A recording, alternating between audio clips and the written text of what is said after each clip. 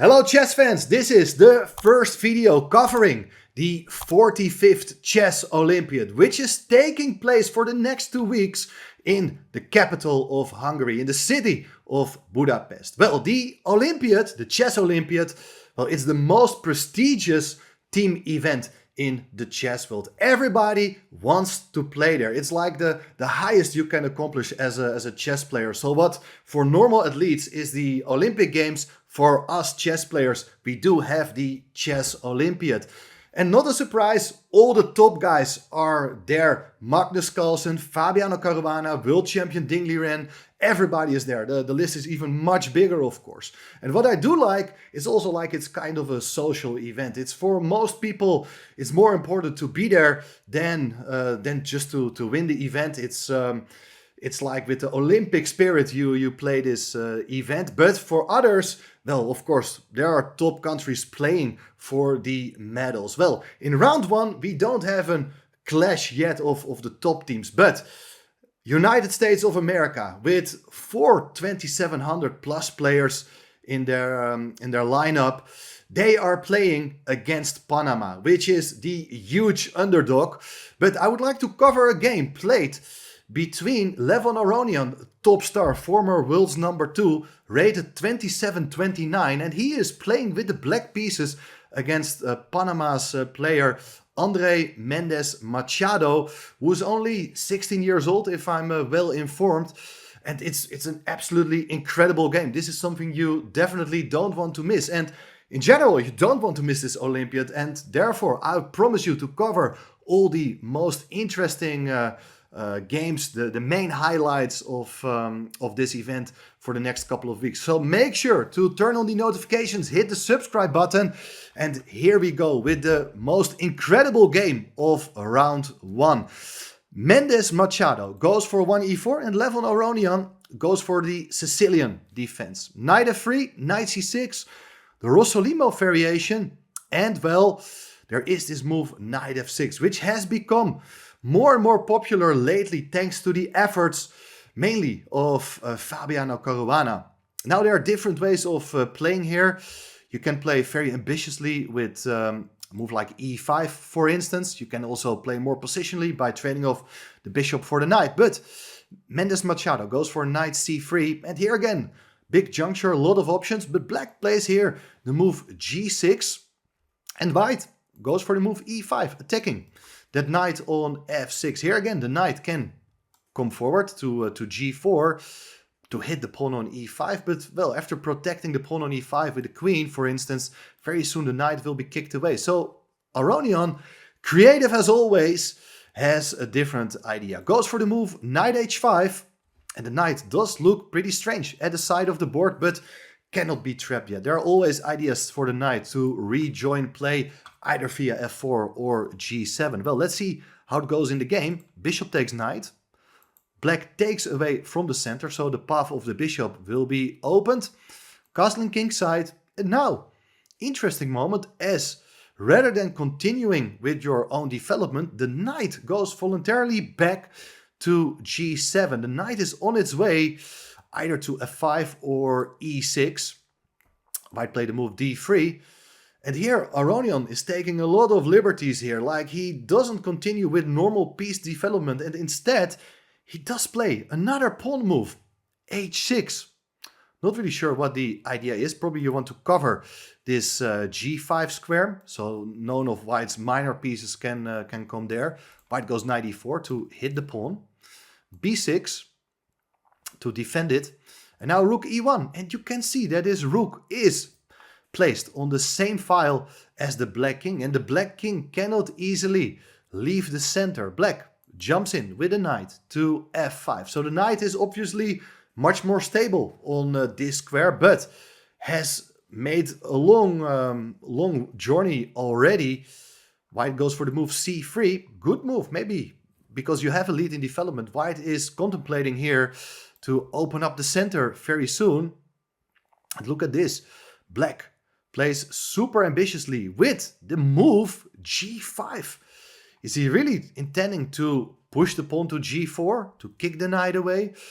Again, it's another pawn move, move 11. Only the knight has been developed, and all black's pieces, the remaining pieces, they are still on their initial square. So white brings out the queen. Queen a4, threatening to take the pawn with a double attack against the queen and against the king and the rook. And now there are different ways of dealing with this issue, but Aronian made a huge mistake here by placing the queen on c7. Well, normally this is a very logical move. You defend the pawn on c6, but certainly he must have overlooked the next move. There are no immediate tactics yet, but the move g4 is a very great idea to prepare some stunning tactical idea. You're kicking the knight away, as the knight is in huge trouble. The only safe square for the knight to go to is back to g7, which was not played by Aronian, as he realized that leads to even more trouble,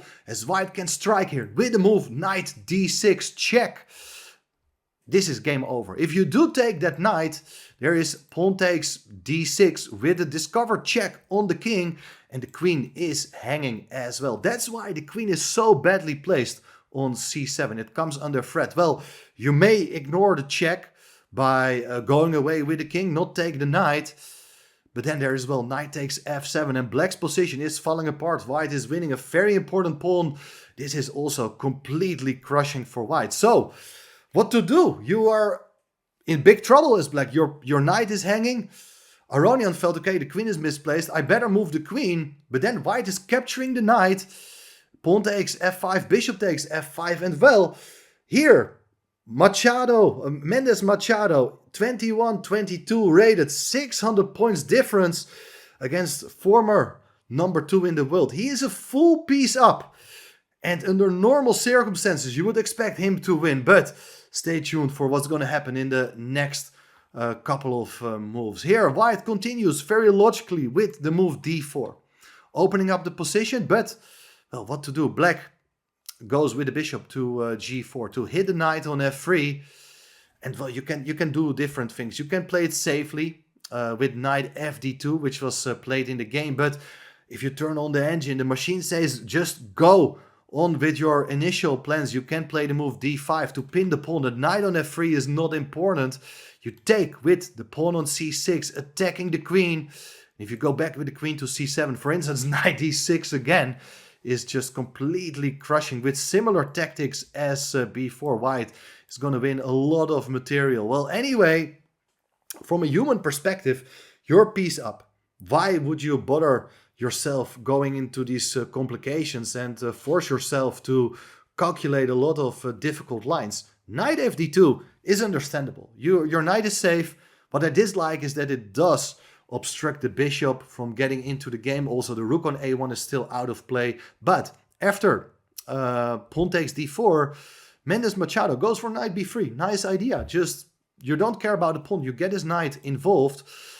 Black is not recommended to take this pawn, as it does run into another annoying check, discovered check. Knight f6, well, it's actually discovered attack, not a discovered check, because after pawn takes f6, you're going to take the bishop on g4, and well, white is still a piece up with an overwhelming advantage. Therefore, Aronian decided here to get his king out of the center. He castled queenside, and here white just recaptures the pawn. I mean, you're still a piece up. Black has one pawn for it, but looks like white's pieces are still in great shape. King b8, placing the king on a somewhat safer square. Bishop to d2. Bishop to d7. Well, maybe you're looking for some tactical ideas against the queen on a4.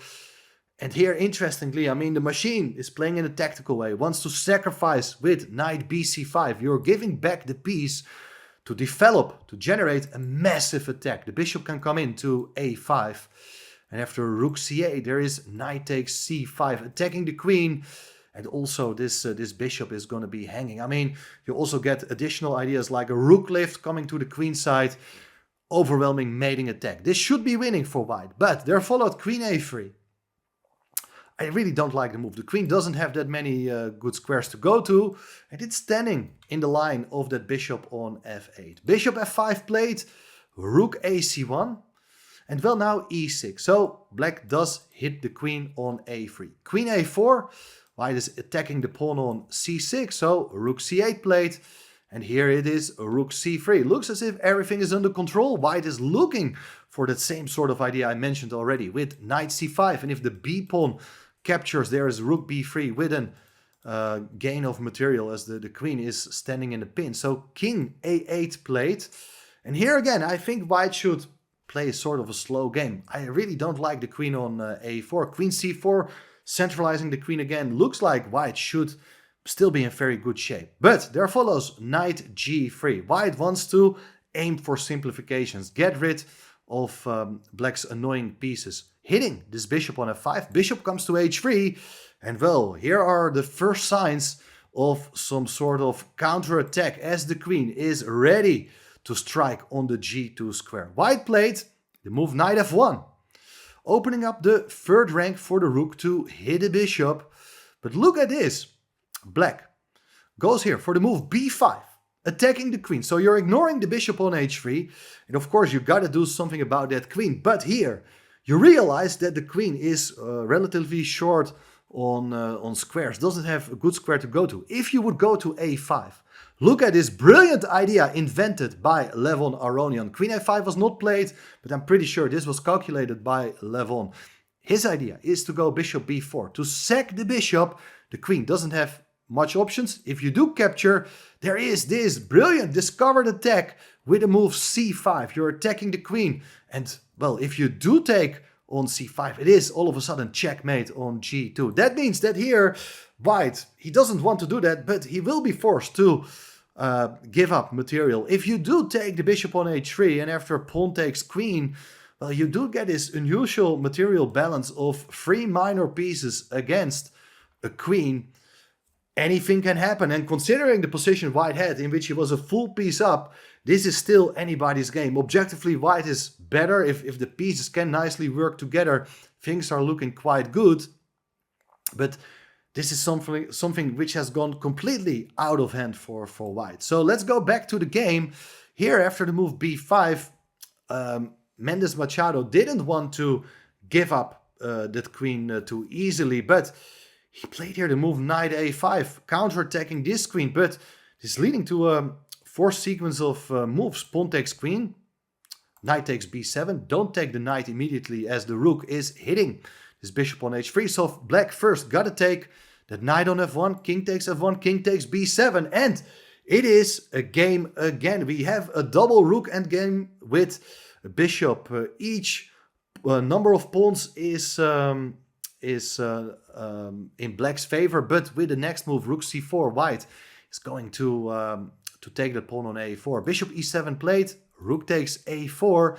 Material is even, but this must have come as a huge relief to Levon Aronian. And well, it's still a game, and you gotta suffer still this probably equal endgame against someone 600 points higher rated than you. That's not gonna be a lot of fun considering the history of this present game. Rook hd8, bishop e3 played. Maybe it's better to go with a rook to e3, try to play for the initiative, something I do like a bit better. But after bishop e3, black goes for the move c5, wants to get rid of that backward c pawn. Pawns are coming off the board, and now these rooks are excellently placed on the open files. Rook e4, bishop to b6, no need to capture yet. Very nice classy move as black is about to come in with the rook to c2. Bishop takes b6, pawn takes.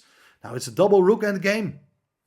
Still even material. White feels like he needs to guard the second rank to prevent that invasion of any of these rooks. Rook d1. That's the downside. The rook comes in. King g2. And what is black gonna do? Well, typically in these rook endgames, you got to further improve your potential. And well, the pawns are very important here as well. Look at this nice pawn duo. It's coming forward, and black has ideas of launching an attack against the white king. f4 played. You understandably, you want to trade off as many pawns as possible. If you do take, the rook takes and the pawn on f7 comes under threat. But black is not interested. Played here the move g4. King g3 played. Rook g8 supporting this, the advance of pawns. The pawns are well protected. Rook 4 to e3. But here it is, rook to f1, and well, black is pressing here. Maybe nothing decisive here yet, but it's very uncomfortable for white. And well, here they follow the move rook f2. Probably a very unfortunate decision, as black has this move h4, deflecting the king from the support of the rook. If you do take the pawn, there it's rook takes f2. Black is a rook up, so that's not possible. The king therefore has to go back to g2. And well, what to do? Maybe you can swap rooks here and try to enter with the other rook. I think these pawns are quite annoying. It prevents the white king from becoming active. However, instead of swapping one pair of rooks, black decides here to keep both rooks on the board. And usually when you're playing for the initiative, it actually does make sense to keep two rooks on the board. Because for instance, imagine your fantasy here. If you can get the other rook to g1, well then things are looking pretty bad for the white king. That would be checkmate. So, well, white played here this move, rook e2. Probably not a good decision, as it does allow h3 with check, king to g3, rook g1, and now the king is forced to go to the edge of the board. It feels absolutely shaky. This is something which white should have avoided. It's not mate yet. If you go rook h8, it's not ladder mate, guys, because the pawn on the g file enables the white king to walk into f6 to cross the g file and go even further. But very good move. Now you understand the next move played by Aronian, as he goes for g3, hitting the rook on f2. Pawn takes g3. Rook takes g3. Now that g pawn is gone, the rooks are working together, and the white king is caught at the side of the board. White even resigned here because there's nothing you can do against the mating idea. Because for instance, if rook goes away, the rook jumps back to g7, and it's either rook h7 or rook h8 with mate at the side of the board. So that is a very, very huge escape for Levon Aronian in round 1 of this Chess Olympiad. This is what chess makes so interesting, that these unknown players, they get a chance to play against the very best in the world. And you see that if top guys are trying to play for a win, taking a lot of risks, well, there is so much knowledge available nowadays. And well, the openings of 2100 players, they are very, very good. And well, you saw that Levon got into serious trouble. Well, he just managed to escape. Luckily for him and his team of United States. Well, for me, this was the most exciting game of the round. Let me know, what do you think of this particular game? And if there's any other game you would like to see covered, let me know. I will try to do as much as possible. But keep in mind, there are so many exciting games being played at this Chess Olympiad. Well, stay tuned for more exciting developments in this 45th Olympiad.